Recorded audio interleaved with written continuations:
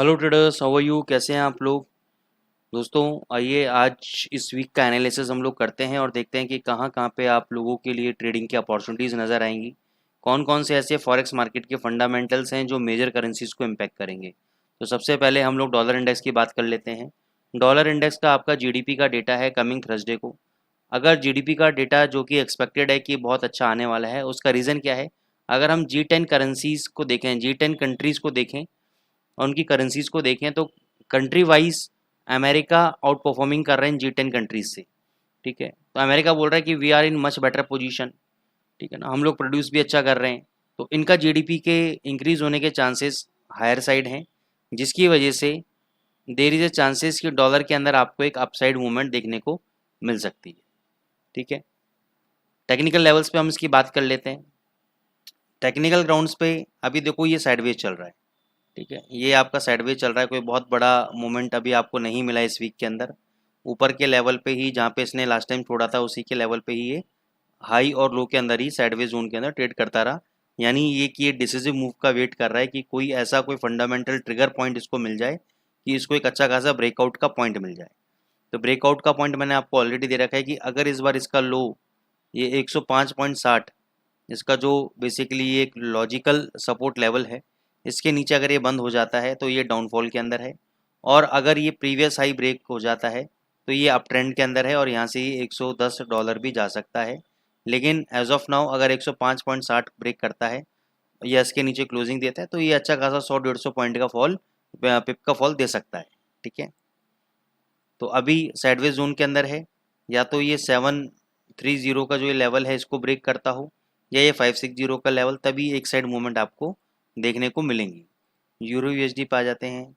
अब यूरो को देखो, टेक्निकली तो ऊपर रख रखा है लेकिन फंडामेंटली अभी रिसेंट जो कमेंट्स आए थे चेयरमैन पवल साहब के, सॉरी क्रिस्टिन लगार्डे साहब की, ईसीबी की मीटिंग है आपकी कमिंग थर्सडे को, उससे पहले उन्होंने कहा कि भाई अभी हम जो है इंटरेस्ट रेट नहीं बढ़ाएंगे क्योंकि रिसेशन का खतरा, रिसेशन यानी मंदी का खतरा हमारे इकोनॉमी के ऊपर मंडरा रहा है।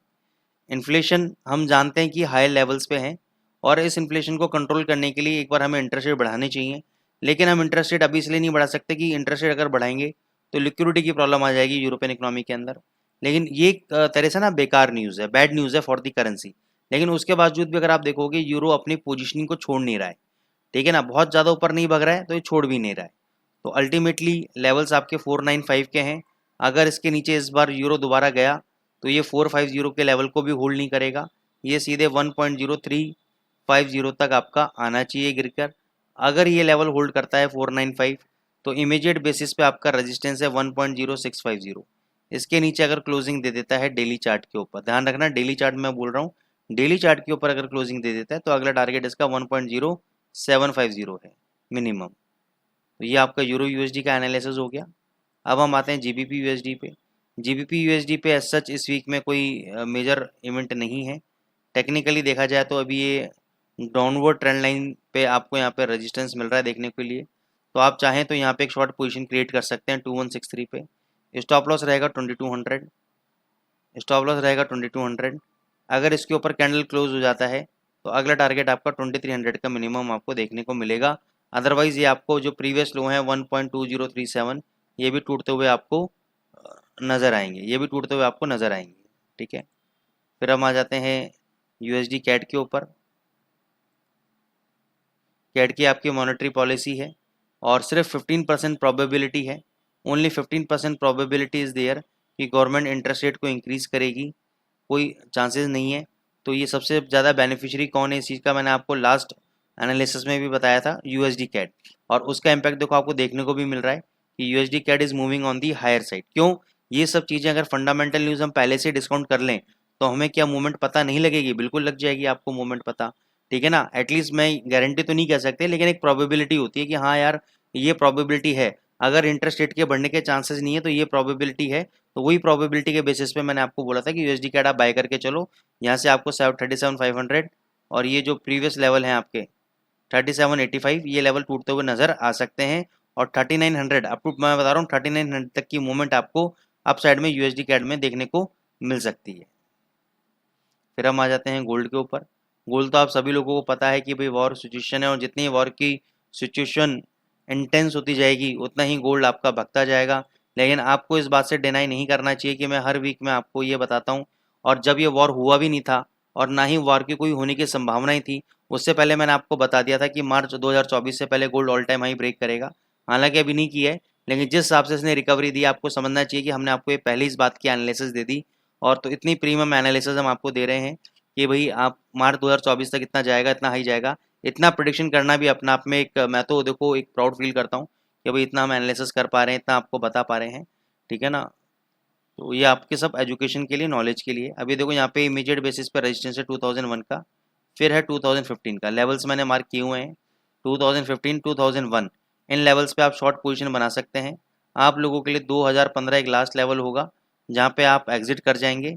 उसके बाद ये ऑल टाइम हाई की तरफ जाएगा, नहीं तो एक बार मेरे को लगता है ये 1960 तक, 1950 तक इसको आना चाहिए। 1960 या 1950 तक इसको आना चाहिए और फिर इसको वापस से ऊपर जाना चाहिए। तो इसलिए मैं अभी बाय रिकमेंडेशन नहीं दूंगा, क्योंकि एक जो इतना स्टीप राइज हुआ है एक तरफ, तो कभी भी ऐसा फॉल भी आपको देखने को मिल सकता है।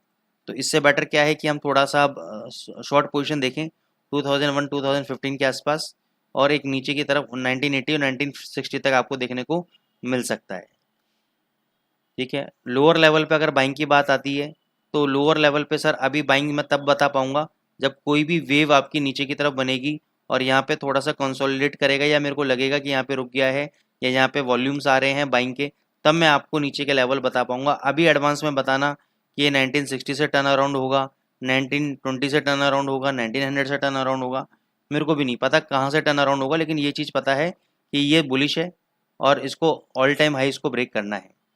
दोस्तों आई होप अगर आपको एनालिसिस अच्छी लगी हो तो लाइक बटन ज़रूर प्रेस करें।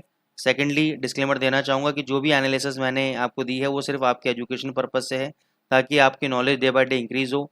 हमारा कोई भी ट्रेडिंग रिकमेंडेशन एज सच नहीं है, और आपका अगर कोई भी हमारे एनालिसिस से लॉस प्रॉफिट होता है तो उसके लिए मैं या एक्सएम का कोई भी एम्प्लॉय लेवल नहीं है। ये सिर्फ आपकी एजुकेशनल नॉलेज के लिए है, विजडम के लिए। आप थैंक यू सो मच।